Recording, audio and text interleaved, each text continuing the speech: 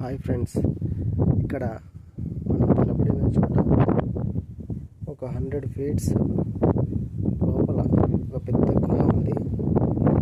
ఇది బహుశా ఆదిమానవుల కాలం నాటి అయి ఉండొచ్చు. ఆదిమానవులు నివసించి ఉండొచ్చు. మనం ఇప్పుడు నిలబడే చోట రాళ్ళ కింద ఒక 100 feet లోతైన గుహ ఉంది.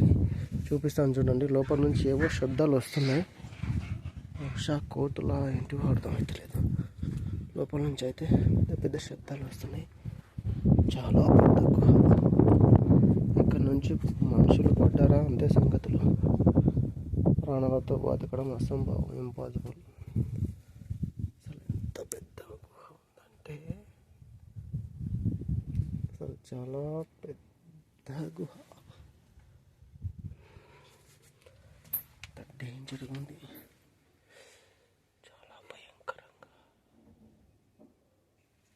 చాలా భయంకరంగా ఉంది. చాలా భయం అవుతుంది నాకైతే. చాలా పెద్ద గుహ. బహుశా ఆదిమానవుల కాలం నాటిది అయి ఉండొచ్చు. మనుషులు ఇప్పటి వరకు ఎవరు కూడా అందులోకి పోయారని నేను అనుకోవడం లేదు. ఇంతవరకు మీరు దొంగల గుహ చూడకపోయింటే Part 1, Part 2, Part 3 3 వీడియోలు ఉంటాయి నా ఛానల్లో.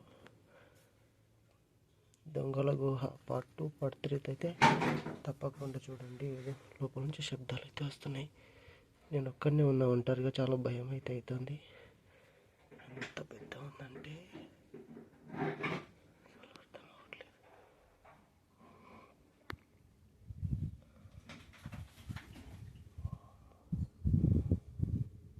లోపల నుంచి చాలా భయంకరమైన శబ్దాలు అయితే వస్తున్నాయి.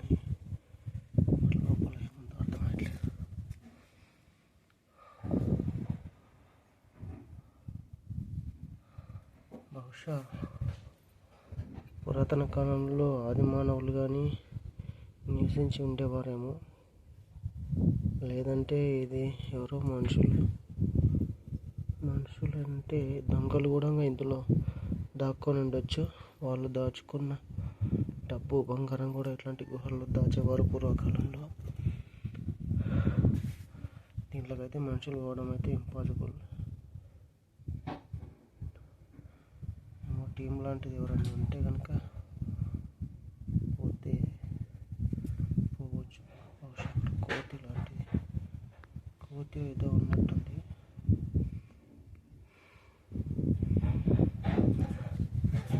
ఒక టీం ఉంటే తప్ప ఎవరు ఒంటరిగా అయితే దీంట్లోకి పోలేరు. పోతే పైకి రావడం కూడా ఇంపాసిబుల్ లాగా అనిపిస్తుంది నాకైతే.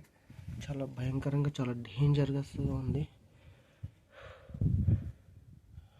ఎవరైనా టీం ఉంటే కనుక లోపలికి వెళ్ళి చూస్తే ఏమైనా దొరకవచ్చు కూడా. ఎందుకంటే ఇది ఎన్నో వేల సంవత్సరాల గుహలు ఇవి. దీంట్లో మనుషులు, ఆదిమానవులు, దొంగలు ఎవరైనా నిధులు దాచే అవకాశం కూడా ఉంటుంది.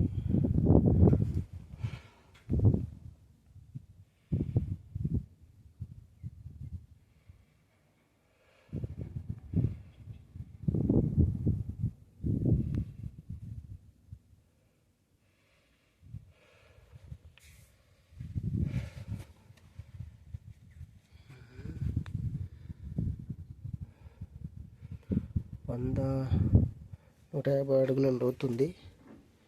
దిగాలంటే ధైర్యం సరిపోవట్లేదు. ఒంటరిగా ఉన్నాను కాబట్టి చాలా భయంగా ఉంది. ఎవరైనా తోడుగా ఉంటే లోపలికి దిగి చూసేవాళ్ళం అనుకుంటా. ఆ లోపల నుంచి శబ్దాలు కూడా భయంకరంగా వస్తున్నాయి.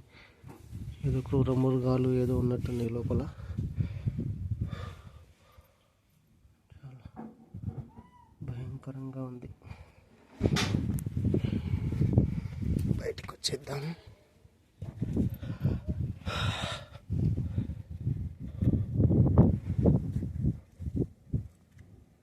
ఇక్కడ నుంచి దారి ఉంది లోపలికి వెళ్ళడానికి. ఇక్కడ నుంచి దారి ఉంది.